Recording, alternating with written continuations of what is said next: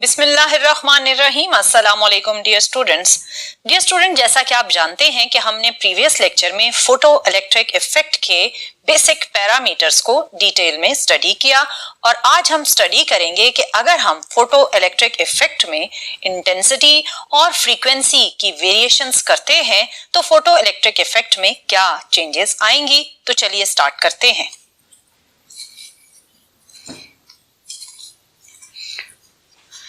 Dear student, जैसा कि आप जानते हैं कि प्रीवियस लेक्चर था interaction of electromagnetic radiations with matter और इसका फर्स्ट पार्ट था फोटो इलेक्ट्रिक इफेक्ट। इसमें हमने threshold frequency, work function, stopping potential, maximum kinetic energy of electron, इन सारे पैरामीटर्स को बड़ी डिटेल में स्टडी किया। आज हमने जो चीज स्टडी करनी है वो है intensity variation effect on photo electric effect and frequency variation effect on photo electric effect. इस सारे इफेक्ट को समझने के लिए हम जो एक्सपेरिमेंटल अरेंजमेंट यूज करेंगे वो कुछ इस तरह से होगी। इसमें हमने क्योंकि फ्रीक्वेंसी और इंटेंसिटी दोनों को वेरिएशंस के अकॉर्डिंग ऑब्जर्व करना है, सो फ्रीक्वेंसी वेरिएशन के लिए कुछ इस तरह और इंटेंसिटी वेरिएशन के लिए कुछ इस तरह का अरेंजमेंट अपने सर्किट अरेंजमेंट के साथ कनेक्ट करेंगे और ऑब्जर्व करेंगे effect of intensity and frequency variation. जैसा कि आप जानते हैं कि जब आप फोटो इलेक्ट्रिक इफेक्ट ऑब्जर्व करते हैं तो हर मेटल की एक पर्टिकुलर मिनिमम थ्रेशोल्ड फ्रीक्वेंसी होती है जिस पर फोटो इलेक्ट्रिक इफेक्ट स्टार्ट होता है। लेट्स सपोज हम लेते हैं cathode made of sodium metal.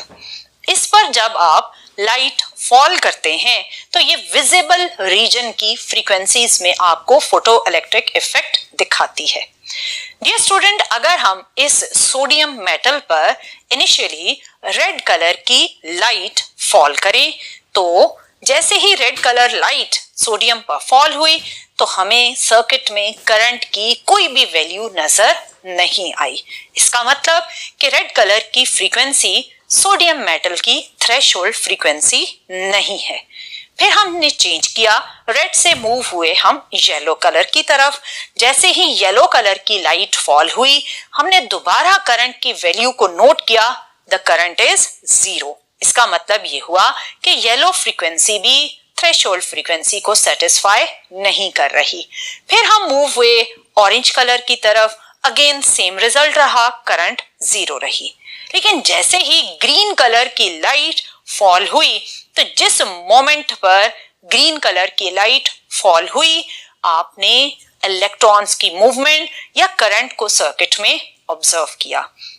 इसका मतलब ये हुआ कि green colour frequency is the minimum frequency for sodium metal at which the photo electric effect will start. अब अगर मैं ब्लू कलर की फ्रीक्वेंसी लाइट यूज करती हूं तो अगेन आपको करंट नजर आएगा। अगर आप एक क्लोज ऑब्जर्वेशन करें तो ग्रीन कलर के केस में इमिट होने वाले इलेक्ट्रॉन्स ब्लू कलर के कंपैरेटिवली स्लो मूव कर रहे हैं और ब्लू कलर में इमिट होने वाले इलेक्ट्रॉन्स की काइनेटिक एनर्जी ज्यादा है and they are moving faster as compare to green colour case. इस सारी सिचुएशन में हमने फ्रीक्वेंसी को चेंज किया लेकिन हमने इंटेंसिटी मीटर को बिल्कुल चेंज नहीं किया। इसका मतलब ये हुआ कि जब मेटल सरफेस पर आप डिफरेंट फ्रीक्वेंसीज को फॉल करते हैं विद सेम इंटेंसिटी तो आपके पास सिर्फ उसी केस में करंट आएगी जिसमें आपके पास थ्रेशोल्ड फ्रीक्वेंसी की सेटिस्फेक्शन होगी।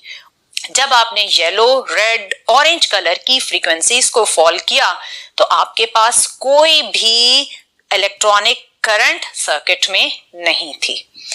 अब हम अगर ये कंफर्म करना चाहते हैं कि इंटेंसिटी की वेरिएशन से करंट की वैल्यू जनरेट नहीं होती जब तक के थ्रेशोल्ड फ्रीक्वेंसी सेटिस्फाई ना हो तो हम रेड, येलो, ऑरेंज वाले केस में इंटेंसिटी को इंक्रीज करके इफेक्ट को ऑब्जर्व करते हैं।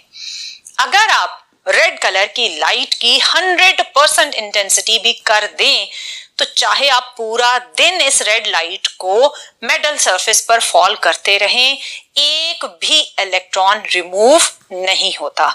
इसका मतलब ये हुआ कि अगर आपने फोटो इलेक्ट्रिक इफेक्ट ऑब्जर्व करना है तो photo electric effect just depend करता है फ्रीक्वेंसी ऑफ इंसिडेंट लाइट।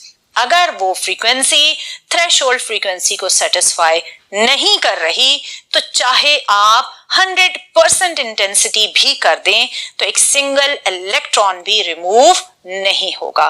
लेकिन अगर आपकी incident light for example blue colour जो कि थ्रेशोल्ड फ्रीक्वेंसी को सेटिस्फाई करता है, अगर ये लाइट है तो आपको करंट तो नजर आ रहा है। अब अगर आप इंटेंसिटी इंक्रीज करते हैं तो ऑब्वियसली जैसे ही आप इंटेंसिटी को इंक्रीज करेंगे तो करंट की वैल्यू भी आपको इंक्रीज होती हुई नजर आएगी। सो यहां से हमने ये कंक्लूड किया कि अगर फ्रीक्वेंसी थ्रेशोल्ड फ्रीक्वेंसी से कम है तो चाहे जितनी भी इंटेंसिटी हो करंट की वैल्यू जीरो रहती है, और अगर फ्रीक्वेंसी थ्रेशोल्ड फ्रीक्वेंसी वाली कंडीशन को सेटिस्फाई करती है तो फिर अगर आप इंटेंसिटी इंक्रीज करते हैं तो ऑब्वियसली सर्किट में करंट की वैल्यू भी इंक्रीज होगी। सो इस ऑब्जर्वेशन के अकॉर्डिंग अब हम चलते हैं ग्राफिकल एक्सप्लेनेशन की तरफ। आपकी बुक में दो ग्राफ हैं। इनमें से एक ग्राफ है जिसमें आप फ्रीक्वेंसी को वेरिएबल बनाएंगे और इंटेंसिटी को कांस्टेंट रखेंगे, जबकि दूसरे ग्राफ में आप इंटेंसिटी को वेरिएबल बनाएंगे और फ्रीक्वेंसी को कांस्टेंट रखेंगे। सो हम फर्स्ट वन की तरफ पहले चलते हैं जिसमें आपने फ्रीक्वेंसी को वेरी करना है, जैसा कि अभी हमने ग्रीन और ब्लू कलर की लाइट में ऑब्जर्व किया। लेकिन इस ग्राफ को एक्सप्लेन करते हुए आपने इंटेंसिटी को बिल्कुल वेरी नहीं करना। अगर आप पहले ग्रीन कलर की लाइट को F1 और ब्लू कलर की लाइट को F2 से इंडिकेट करें तो आप जानते हैं कि ब्लू कलर की फ्रीक्वेंसी F2 ग्रीन कलर की फ्रीक्वेंसी F1 से ज्यादा है। सो जब आप F1 F2 के अकॉर्डिंग स्टॉपिंग पोटेंशियल की वैल्यू कैलकुलेट करेंगे तो क्या वो सेम आएगी या डिफरेंट आएगी। मैं अपना क्वेश्चन रिपीट करती हूँ कि जब आपके पास F1 के फोटोन फॉल हुए और आपने स्टॉपिंग पोटेंशियल कैलकुलेट किया, और दूसरे केस में जब ब्लू कलर के फोटोन फॉल हुए और आपने स्टॉपिंग पोटेंशियल कैलकुलेट किया, तो क्या दोनों केसेस में स्टॉपिंग पोटेंशियल सेम आएगा या डिफरेंट आएगा। आई एम श्योर कि आपका आंसर होगा कि डिफरेंट आएगा, क्योंकि मैंने आपको बताया कि ब्लू कलर की जो फ्रीक्वेंसी है that frequency is greater than green colour frequency. So जब ब्लू कलर की लाइट फॉल होगी तो maximum kinetic energy of emitted electron ज्यादा होगी, जबकि जब ग्रीन कलर की लाइट फॉल होगी तो maximum kinetic energy of emitted electron comparatively कम होगी। सो जब मैक्सिमम काइनेटिक एनर्जी दोनों केसेस में डिफरेंट है तो स्टॉपिंग पोटेंशियल भी डिफरेंट होगा। ऑब्वियसली ब्लू कलर के इलेक्ट्रॉन को रोकना मुश्किल होगा, सो ब्लू कलर के केस में स्टॉपिंग पोटेंशियल की वैल्यू ग्रेटर आएगी as compare to green colour light case. So इस ग्राफ में जिसमें हमने एक्स एक्सिस पर पोटेंशियल को ड्रॉ किया है और वाई एक्सिस पर आपने करंट को ड्रॉ किया है। जब आपने F1 और F2 की वैल्यूज के अकॉर्डिंग ग्राफ ड्रॉ किया तो F2 ऑब्वियसली अपर लेवल पर आएगा, क्योंकि F2 की वैल्यू F1 के कंपैरेटिवली ज्यादा है। जब मैं F1 के कोरस्पॉन्डिंग स्टॉपिंग पोटेंशियल और F2 के कोरस्पॉन्डिंग स्टॉपिंग पोटेंशियल ड्रॉ करूंगी तो ये जाएगा towards the negative side of the graph, क्योंकि स्टॉपिंग पोटेंशियल था रिवर्स नेगेटिव पोटेंशियल। और आपने ऑब्जर्व किया कि ब्लू कलर की लाइट के कोरस्पॉन्डिंग स्टॉपिंग पोटेंशियल की वैल्यू ग्रीन कलर की लाइट के कोरस्पॉन्डिंग स्टॉपिंग पोटेंशियल से ग्रेटर है। सो ये हमें ग्राफ ये बता रहा है कि स्टॉपिंग पोटेंशियल डिपेंड करता है फ्रीक्वेंसी ऑफ इंसिडेंट लाइट पर। अगर फ्रीक्वेंसी इंसिडेंट लाइट की ज्यादा है तो ऑब्वियसली इलेक्ट्रॉन्स की काइनेटिक एनर्जी भी ज्यादा होगी, और अगर फ्रीक्वेंसी कम है तो स्टॉपिंग पोटेंशियल की वैल्यू भी कम होगी। सो इस ग्राफ में हमने कंपेयर किया फ्रीक्वेंसी और स्टॉपिंग पोटेंशियल की वेरिएशन को by keeping intensity constant. Second graph में हम फ्रीक्वेंसी को कांस्टेंट रखेंगे। लेट्स सपोज हम ब्लू कलर की ही लाइट यूज करते हैं विद 50% इंटेंसिटी। अब हमने इंटेंसिटी को वेरी करना है और फ्रीक्वेंसी को कांस्टेंट रखना है। अगेन चलते हैं ग्राफ की तरफ। एक्स एक्सिस पर है स्टॉपिंग पोटेंशियल वैल्यूज, जिसमें नेगेटिव साइड पर आएगा स्टॉपिंग पोटेंशियल, और वाई एक्सिस पर हमने ड्रॉ किया करंट को। डियर स्टूडेंट, जब आपने एक ही कलर यूज किया है तो फ्रीक्वेंसी को हम F1 या F2 नहीं लिखेंगे, लेकिन हमने इंटेंसिटी को वेरी किया है। सो I1 एंड I2, जिसमें से I2 is greater then I1। अब अगर मैं आपसे पूछूं कि ब्लू कलर की ही लाइट फॉल हो रही है, पहले उसकी इंटेंसिटी थी 50% और फिर आपने उस इंटेंसिटी को बढ़ा दिया टिल 80%।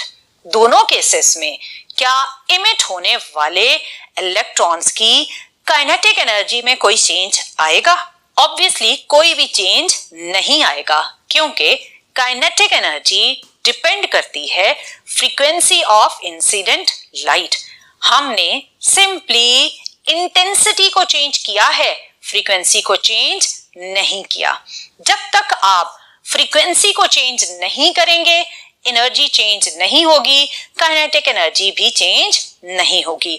इंटेंसिटी को चेंज करने से सिंपली ये होगा कि अगर पहले कम इलेक्ट्रॉन्स रिमूव हो रहे थे, तो जब आपने इंटेंसिटी बढ़ाई तो ज्यादा इलेक्ट्रॉन्स रिमूव होंगे, बट उनकी एनर्जीज में कोई भी फर्क नहीं होगा। सो जब आप इन दोनों वेरिएशंस के केसेस में स्टॉपिंग पोटेंशियल कैलकुलेट करेंगे, तो चाहे लो इंटेंसिटी हो चाहे हाई इंटेंसिटी हो, स्टॉपिंग पोटेंशियल तो एक ही रहेगा, क्योंकि स्टॉपिंग पोटेंशियल डिपेंड करता है इमिट होने वाले इलेक्ट्रॉन्स की मैक्सिमम काइनेटिक एनर्जी पर, जो कि इस केस में चेंज नहीं हो रही, क्योंकि हम frequency of light just blue he use कर रहे हैं, हम उसको चेंज ही नहीं कर रहे। सो अगर मैं इसको ग्राफ के अकॉर्डिंग ड्रॉ करूं, तो I1 and I2 for the same frequency will have same stopping potential. So इस केस में आपको स्टॉपिंग पोटेंशियल में कोई भी वेरिएशन नजर नहीं आएगी, क्योंकि आपने फ्रीक्वेंसी को चेंज नहीं किया। इंटेंसिटी के चेंज होने से just number of emitted electron change होगा, उन एमिटेड इलेक्ट्रॉन्स की काइनेटिक एनर्जी में कोई भी चेंज नहीं आएगा। सो डियर स्टूडेंट, आपने देखा कि किस तरह फ्रीक्वेंसी वेरी करने से काइनेटिक एनर्जी चेंज हो जाती है, और इंटेंसिटी वेरी करने से number of emitted electron change हो जाता है। और इसमें हमने ये ऑब्जर्व भी किया था कि एक फोटोन एक ही इलेक्ट्रॉन को रिमूव करता है। ये पॉसिबल नहीं कि एक फोटोन एक से ज्यादा इलेक्ट्रॉन्स को रिमूव करे। So photo electric current basically directly proportional होती है intensity of incident light. Dear student, इन सारे ऑब्जर्वेशंस के बाद अगर हम कंक्लूजन्स ड्रॉ करें या रिजल्ट्स को फाइंड आउट करें, तो हमारी बुक्स में जो 3 मेन रिजल्ट्स हैं वो हैं ये। These are the results of photoelectric effect. इनमें से जो फर्स्ट वन है वो है electrons are emitted with different energies and the maximum energy of photoelectron depend on the nature of metal surface and frequency of incident light. Next जो इसका second result है वो ये है कि there is minimum frequency for removal of electrons from the metal surface, which is called threshold frequency, and number of electrons depends on the intensity of light. और ये frequency जिसे आप मिनिमम फ्रीक्वेंसी कह रहे हैं, ये डिफरेंट मेटल्स के लिए डिफरेंट होती है। हर मेटल के लिए एक पर्टिकुलर थ्रेशोल्ड फ्रीक्वेंसी की वैल्यू होती है जिस पर वो इलेक्ट्रॉन्स को रिमूव करती है। और जो थर्ड वन रिजल्ट है वो ये है कि इलेक्ट्रॉन्स आर इमिटेड इंस्टेंटेनियसली, यानी जिस लम्हे लाइट उस पर फॉल करती है।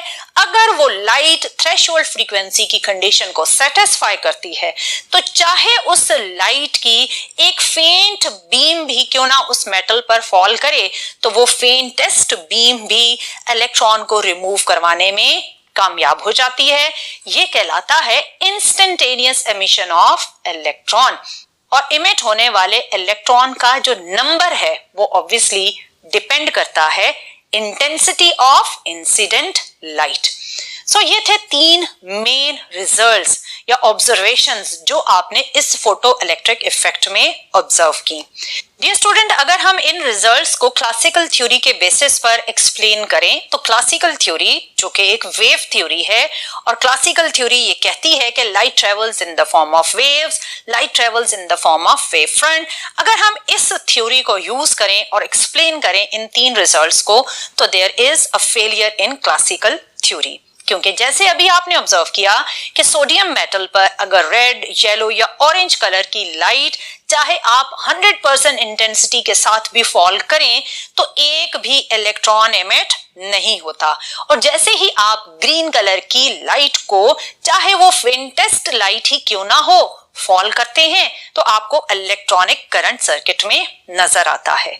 अब अगर हम इस रिजल्ट को क्लासिकल थ्योरी के अकॉर्डिंग एक्सप्लेन करें तो क्लासिकल थ्योरी जो कि एक वेव थ्योरी है वो ये कहती है कि मेटल में मौजूद इलेक्ट्रॉन्स जो एनर्जी एब्जॉर्ब करते हैं वो डिपेंड करता है इंटेंसिटी ऑफ इंसिडेंट लाइट।